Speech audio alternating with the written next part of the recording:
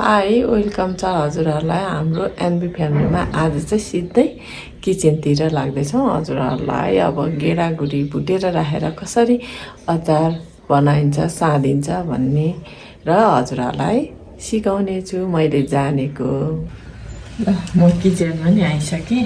आएर यहाँ अब ग्यासमा तेल तताउँदैछु। मैले चाहिँ रातभरि भिजाएको भटमास केराउ अनि मुहीको गेडा थियो मेरो घरमा जे थियो त्यसलाई नै मैले भिजाएँ। त्यसमा चना अरू गेडागुडीहरू पनि एड गर्न सक्नुहुन्छ। मेरो चाहिँ त्यही थियो, त्यही भएको भएर मैले त्यही भिजाएँ। अब एकछिन तेल ताप्न दिन्छु अनि म चाहिँ यो पानी तार्छु। अब यो भटमास पानी तारिसकेँ मैले। यो चाहिँ केराउ, यो चाहिँ मुहीको गेडा हो। अब यसलाई चाहिँ म तेलमा तार्नेछु।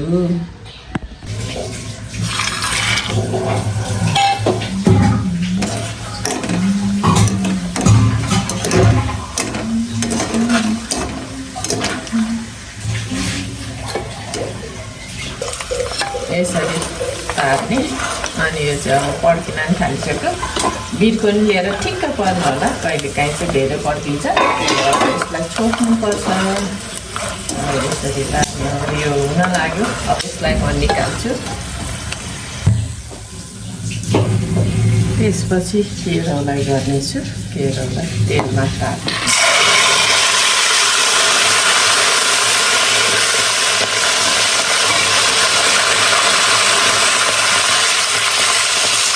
फ्राई गरेको यतिको देखिसकेपछि यसलाई निकाल्नुपर्छ।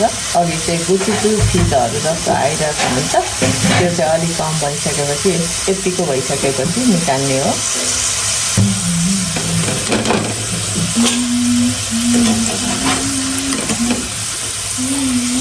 त्यसपछि मुहीको गेडालाई पनि गर्नेछु।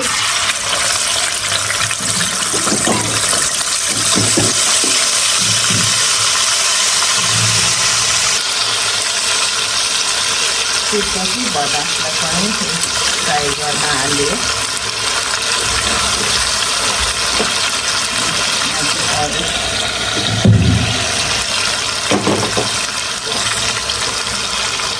यहाँ चाहिँ बदाम, काँचो बदाम, केराउ, भटमास इत्यादि गेडागुडी जस्तो छ हजुरको घरमा त्यसलाई रातभरि भिजाएर फ्राई गरेर अब यसलाई चाहिँ सार्ने हो। सार्दा चाहिँ कागती सागती हालेर हजुरहरूलाई के मनपर्छ यसरी सार्ने हो।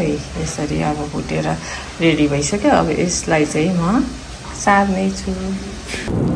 यसरी रेडी भयो। यसलाई चाहिँ कति चाहिन्छ त्यतिलाई साँधेर यसलाई चाहिँ 2-3 महिना 3-4 महिनासम्म पनि स्टक राख्न सक्नुहुन्छ। म चाहिँ सिसाको बोतलमा राख्छु अनि चाहिएको बेलामा अचार बनाउँदै साध्दै खान्छु।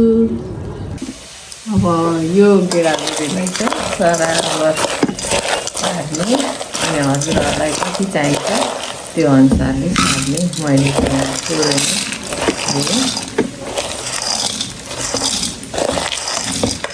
त्यति लिएँ। अनि त्यसपछि यसमा मैले प्याज पनि राखेँ। गोलभेडा, हरियो खुर्सानी सबै राख्न सक्नुहुन्छ। त्यसपछि मैले यहाँ बिरे नुन राखेँ। त्यसपछि यहाँ मैले टिमुर र उसको छोप राखेँ खुर्सानीको।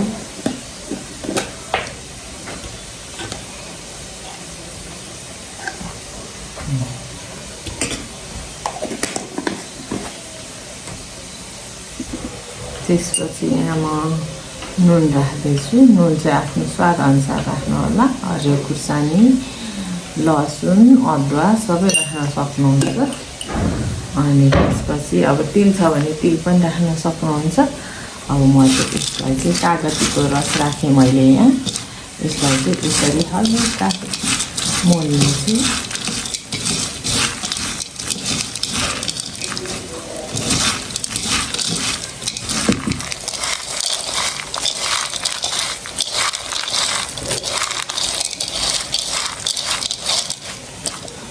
हेर्नुहोस् त खाउँ लागेन। यसरी साँधेर खान सक्नुहुन्छ। यो गुन्द्रुकमा पनि मिलाउन सक्नुहुन्छ।